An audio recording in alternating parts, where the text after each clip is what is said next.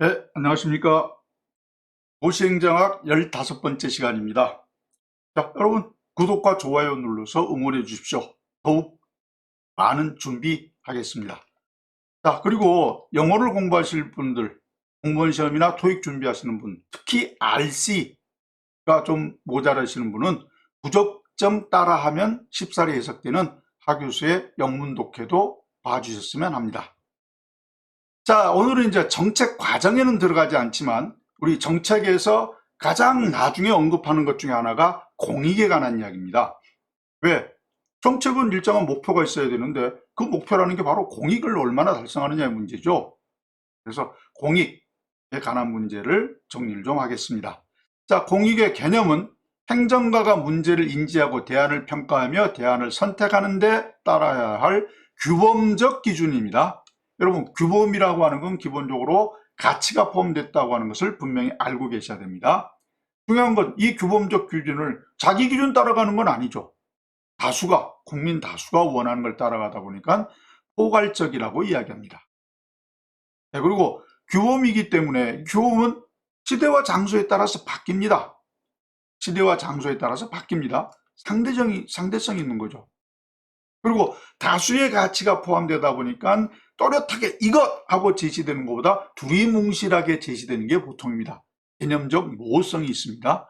이거 자체 공익의 어떤 본질로서 옳지 않은 것 어느 거냐 해서 포괄성, 상대성, 보호성 이래가지고 시험 문제 나온 적이 있습니다. 정리하셔야 되겠죠. 자, 관심의 대두 배경은 공익이라는 게 중시된 게 뭐냐? 여러분, 공익이라는 문제가 나오면 항상 사익이라고 하는 사적인 이익이라고 하는 것을 꼭 상대 개념으로 정리를 해 두셔야 됩니다. 사익은 옛날부터 있었어요. 왜 공익이라는 게 굳이 등장하게 됐느냐? 네. 행정의 역할이 커지다 보니까 행정이 추구해야 될 목표로서의 공익이라는 게 강조되기 시작한 겁니다. 정치행정 이원론이 아니라 이론론에서 대두된 거고요. 재량권, 자원배분권이 확대되면 생겨온 거요. 그 다음에 그런 것을 뒷받침할 윤리적 기반을 찾다가 보니까 나온 겁니다. 다 그런 내용입니다. 6가지가. 그렇기 때문에 행정의 역할이 커지고 행정의 재량권이 커짐에 따라서 그 재량권을 어떤 기준에 맞춰서 해야 되느냐라고 했을 때 공익이 등장했다고 하는 이야기입니다. 되셨습니까? 세 번째, 공익에 관한 학설이 뭐 4가지, 3가지 여러 가지 말씀하는데 기본적으로는 저는 2가지로 명확하게 구분할 수 있다고 생각해서 실체설과 과정설이라고 하는 2가지를 설명드리도록 하겠습니다. 여러분, 공익에 관한 학설인데 실체설이다. 공익이 실체로 있다라는 이야기입니다. 공익이 실체로 있다는 이야기입니다. 공익에 관한 학설이니까 이게 실체가 있다가 적극적인 거죠. 만약 공익이라는 건 실체가 있는 게 아니라 일정한 과정을 통해서 만들어져. 그러면 소극적인 거죠. 과정설이고요. 다시 합니다. 공익이라는 게 별도로 있다. 이게 실체설이고 이게 공익의 관점에서 봐서는 적극설입니다. 되셨습니까? 네. 개념은 이 공익을 뭐 하는 것보다 이 공익은 별도로 있다. 뭐하고? 사익과 별도로 있다. 이게 공익에 관한 실체설, 적극설의 대표적인 내용입니다. 다시 합니다. 공익은 사익과 구별돼서 별도로 있다. 별도로 있다. 네. 그랬을 때 공익을 실체적이고 규범적이고 도덕적으로 파악하고 있다라고 이야기합니다. 자, 공익이 사익과 구별돼서 선험적으로 존재한다. 여러분, 선험적이라고 하는 것은 그 자체가 우리가 뭔가를 해보고 그렇구나 하고 깨달으면 우리가 경험적이라고 이야기하죠. 선험적은 경험 이전에 벌써 존재하고 있었다는 겁니다. 먼저 존재하고 있었다. 됐습니까? 실체설 다시 합니다. 예. 사익과 구별돼서 먼저 존재하고 있었다. 실제로 존재하고 있었다. 예. 되셨습니까? 여기에서 공익으로 지적되는 거 보면 최대 다수의 최대 행복, 정의, 평평, 복지, 인간 존중 이런 것들입니다. 네? 여러분 상당히 가치가 개입된 거였죠. 평평, 불리한 다수에게 불리한 집단에게 그동안 불리한 대우를 받아왔던 집단들에게 더 나게 해주는 것이 평평이다. 예. 이렇게 하면 결과적으로 일정하게 가치가 포함된 요소입니다. 규범적인 거죠. 그러는 게 좋다니까 도덕적인 거죠. 되셨습니까? 네, 요건 개개인의 의견이 반영되는 것이 아니니까 집단주의적 성격을 띱니다. 대표적인 학자가 우리가 잘 알고 많이 들었던 5대 학자들입니다. 플라톤, 칸트, 루소, 정의론 이야기했던 롤스, 이런 사람들이 대표적인 학자입니다. 자, 문제가 하나 있습니다. 뭐가 있냐? 요건 내가 참여도 하질 않았고 뭔지도 모르는데 미리 정해져 있더라. 또 여러분, 특히 우리 플라톤 같은 사람은 철인정치 강조하지 않았습니까? 철학자, 정말 똑똑한 사람들이 정치라는 게 제일 좋다. 소수가 결정한다는 얘기입니다. 당연히 개개인의 의견은 반영이 안 되니까 비민주적이죠. 그 다음에 가치 문제가 개입되다 보니까 상대적으로 추상적으로 나타납니다. 추상적으로 나타나면 가장 나쁜 점이 뭐냐? 조작적 개념화가 곤란합니다. 여러분, 조작적 개념화 용어만 하나 알아두시면 되는데 이건 계량화와 관련되는 겁니다. 수치로 표현이 잘 안 된다는 이야기입니다. 조작적 개념화, 뭔가 개념을 뭔가 뚜닥뚜닥 맞춰서 한다는 이야기인데 조작적 개념화라는 용어가 계량화와 같은 개념입니다. 무슨 말이냐? 여러분, 아까 우리가 범죄와의 전쟁 뭐 이런 이야기 제가 예를 들지 않았습니까? 범죄와의 전쟁 굉장히 추상적이라는 이야기예요. 경찰들은 어떻게 하면 좋으냐? 소매치기 몇 명 잡아, 강간범 몇 명 잡아, 이렇게 하는 게 숫자로 표현하는 게 훨씬 좋죠. 되셨습니까? 아, 조작적 개념화는 계량화랑 같은 개념이구나. 이건 정리를 분명히 해주셔야 됩니다. 자, 과정설이라고 하는 것은 뭐냐? 공익의 입장에서 봐서 내가 별도로 있는 게 아니라 어쩌다고? 이렇게 만드는 건 상대로 소극적인 거죠. 야, 사익과 본질적으로 구별되는 공익은 존재하지 않는다. 대립적인 사익이 조종되고 균형된 결과가 공익이다. 이해하실 수 있죠? 사익이라는 것은 각각 다른 것들의 의견들이니까 사익이라는 건 여러 가지가 있을 수 있죠. 이것들이 조직 통합돼서 이걸 우리 하자라고 내세우면 결과적으로 그게 공익이 된다는 이야기입니다. 현실적이죠. 지금 우리가 정하는 거니까. 그리고 개인들의 의견이 반영되는 거죠. 다양한 의견이 반영되는 거죠. 대표적인 학자, 슈베르트. 음악가 얼마나 조정을 잘했겠습니까? 음을 조정을. 그 슈베르트는 아닙니다만은 린드블롬이라는 사람도 있고 하몬이라는 사람이 있습니다. 비판은 사익을 평가할 수 있는 사전 기준이 없습니다. 어떤 사익이 더 낫냐는 것을 평가할 기준이 없다는 이야기입니다. 결과적으로는 다수결에 의하겠죠. 사전 기준이 없으니까 막 떠들다가 어쩌든 결정을 해야 되지 않습니까? 다수결로 합시다. 그렇게 되겠죠. 여러분, 여기도 역시 하나 잊지 마실 것. 다수결의 가장 큰 단점이 뭐죠? 다수결의 가장 큰 단점은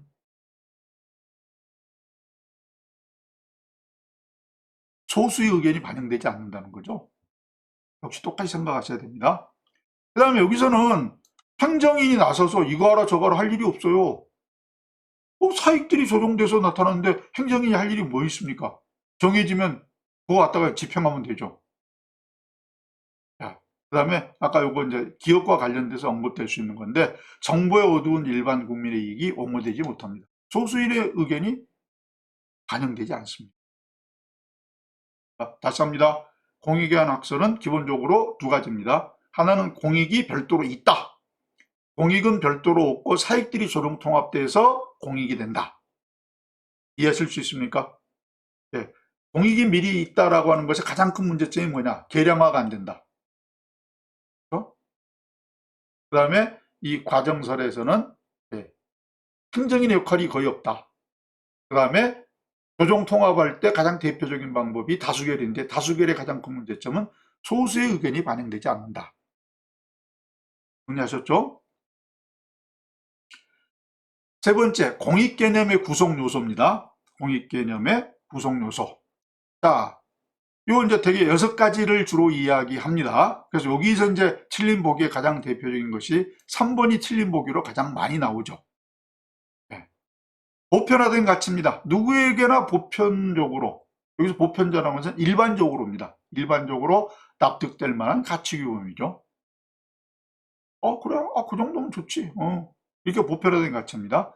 공동체 자체의 권익입니다. 개인의 이익이 아니란 이야기입니다. 우리 공동체가 살아나가는 데 있어서의 권익입니다. 그런다고 해서 공동체 권익 찾는다고 해서 야, 너 소수인 너는 좀 손해를 봐. 이렇게 해서는 안 될 이야기이긴 하지만 공동체 자체의 권익입니다. 재화나 용역의 외연성입니다.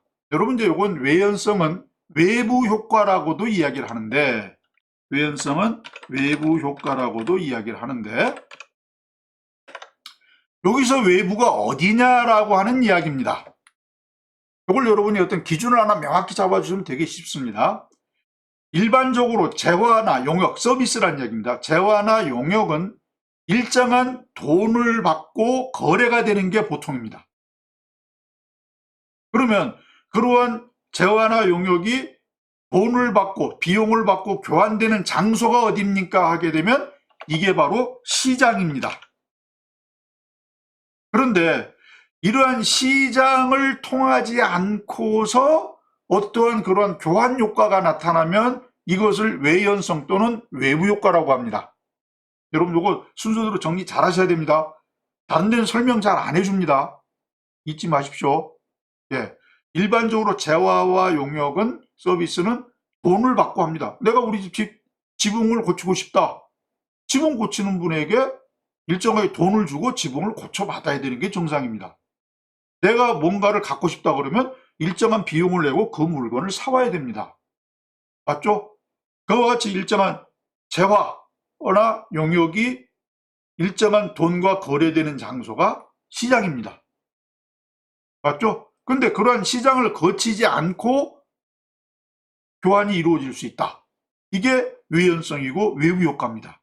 시장 밖에서 벌어지는 거란 이야기입니다. 요거는 외부 경제, 외부 불경제가 있는데 외부 경제는 내가 일정한 돈 들이지 않았는데도 내게 이득이 생기는 겁니다. 내가 대로변에서 한 골목 앞에 집이 하나 있고 내가 그 뒷집이었는데 도로 확장으로 해서 그 앞집이 없어지고 우리 집이 도로에 면하게 됐습니다. 내가 볼 땅값이 최소한 두세 배는 뛸걸요. 내가 그 앞집 허물은 거 아니지 않습니까? 이득이 생겼습니다. 외부 불경제는 우리 중국에서 날아오는 황사 얻어먹고 있는 게 외부 불경제의 대표적인 겁니다. 나는 아무 짓도 아닌데 앉아서 손해를 보고 있는 거예요. 그리고 걔네들이 나한테 손해를 줬다고 해서 나에게 일정한 비용을 지불해 준 것도 아닙니다. 손해보는 것은 불경제, 이득을 보면 경제입니다. 시장 밖에서 벌어지는 거, 대표적으로 여러분 국방, 외교, 경찰 이런 것들이 외연성이 큰 것들입니다. 되셨습니까? 대화나 용역의 외연성, 대면성 이렇게 해서 틀린 보기로 잘 나왔습니다. 이건 틀린 보기 잘 나왔으니까 특히 여러분 머릿속에 그려두실 것. 미래의 이익이나 효용성도 공익에 포함됩니다. 기초과학을 육성하거나 국악을 보존하거나 이런 것들 다 공익과 관련되어 있습니다. 불특정 다수의 이익입니다. 보편화된 가치와 거의 같은 개념입니다. 소수의 이익이 아니라 다수의 이익입니다. 요건 특히 이제 신행정론 이후에 등장했던 것은 사회적 약자의 이익도 여기에 들어갑니다. 됐습니까? 공익의 구성 요소가 아닌 것 어느 겁니까? 정리 잘 해주셨는데 특히 3번이 시험 문제 잘 나왔다. 요건 정리를 해두셔야 되겠습니다. 자, 공익결정의 변수와 기능 요거 정리를 좀 하셔야 되겠습니다. 공익결정할 때 뭐가 영향을 미치느냐? 가치관입니다. 개인의 성품이나 집단의 지배적 가치관이 어느 쪽이냐? 정치 이념이 집단주의적 실체설이냐? 개인주의적 과정설이냐? 정치 발전과 민주화의 수준입니다. 그러니까 국민들의 수준이 높을수록 다원적으로 참여가 가능한 거고 정책의 유형에 국방 교육 정책이냐 교육 복지 정책이냐 다르다는 이야기입니다. 표를 하나 여러분 제 책에서 카피를 하나 떴습니다. 이쪽으로 갈수록 실체설이고 이쪽으로 갈수록 과정설이라는 이야기입니다. 안보 정책은 이쪽이죠. 실체설 쪽이죠. 정해놔야지. 국민 모두가 다 떠들고 있으면 국방 언제 합니까? 교육 정책? 예, 이쪽으로 갈 가능성이 높죠. 국방 교육, 국방 안보 정책이죠. 죄송합니다. 교육 정책. 국민 부모들 각자가 다 요구하는 바가 다 다르죠. 이쪽에 가깝죠. 그다음에 집단주의는 있죠. 개인주의는 있죠. 국민의 능력이 약하면 정해진 대로 따라가는 게 좋고 강하면 자신의 의견을 더 많이 내려고 하죠. 그렇게 정리를 하나 하실 수 있습니다. 자, 공익의 기능도 시험 문제가 자주 나왔던 것 중에 하나입니다. 정책이나 프로그램을 평가하는 데 있어서 공익이 기준이 됩니다. 잘 달성했느냐 못 달성했느냐. 여러분 우리 그 목표 달성도라고 하는 정책 평가 기준이 있었지 않습니까? 바로 그 이야기입니다. 주관적이고 편협한 가치를 객관적인 가치로 전환해준다. 이게 되게 많이 시험 문제로 나왔던 것 중에 하나입니다. 4번이 더 많이 나오겠지만 주관적이고 편협한 가치가 사이익에 해당되는 겁니다. 객관적인 가치는 사회 전체의 이익이기 때문에 객관적인 이치죠. 가치죠. 주관적이고 편협한 가치는 사익에 해당되는 거고 객관적인 가치는 공익에 해당되는 겁니다.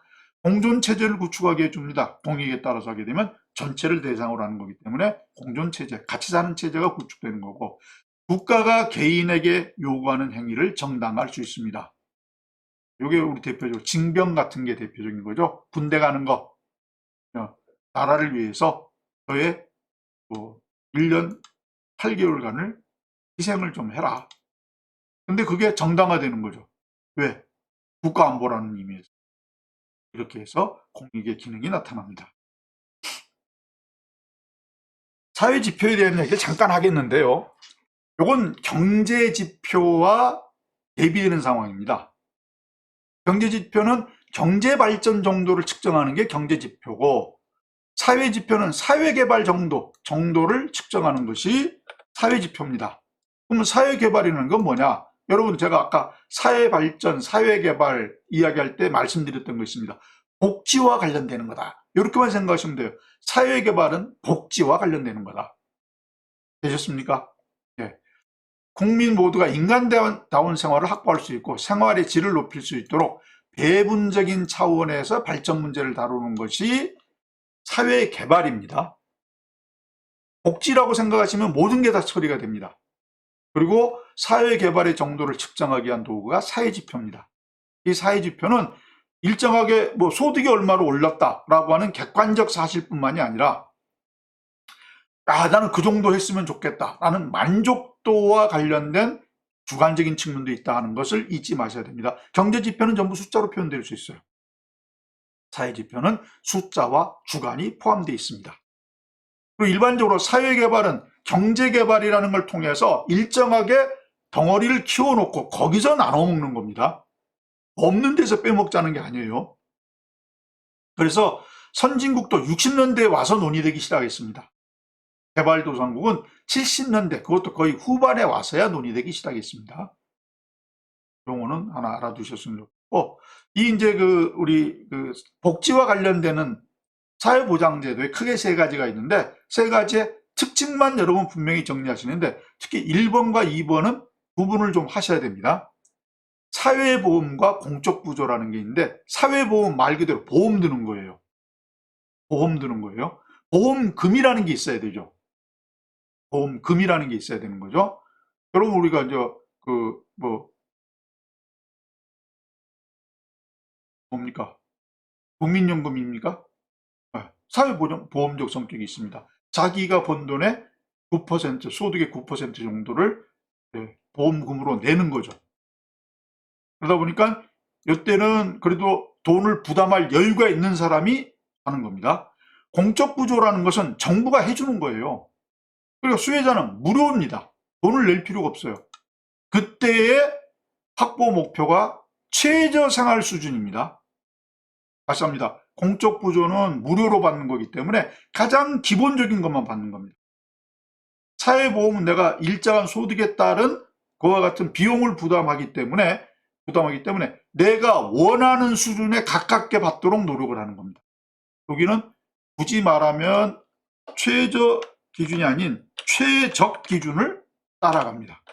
가장 좋은 기준을 따라가는 거고, 공적부조라고 하게 되면 무료이기 때문에 최저 생활 수준 확보가 목표입니다. 최저입니다. 우리 사회복지 서비스라는 것도 하죠. 노인 돌봄 서비스 이런 거 하지 않았습니까? 공적부조가 거의 비슷한데 뭐가 가장 큰 차이냐? 현금이나 현물로 주는 것이 아니라 서비스에 초점을 두고 있다는 게 가장 큰 특징입니다. 서비스에 초점을 두고 있다. 되셨습니까? 서비스에 초점을 두고 있다. 자, 사회복지관의 변천인데 이건 보시면 당연히 고개가 끄덕끄덕 하셔야 당연합니다. 자, 모자라는 걸 채워서 기본적인 것을 맞춰주는 데가 기본이 있다면 지금은 법으로 보장하고 있습니다. 법으로 얼마 이하고 어떻게 되면 무모한다. 제도적인 법으로 보장한다는 이야기죠. 그래서 자선으로 행하던 활동이 이제는 내가 당당히 받을 권리가 됐습니다.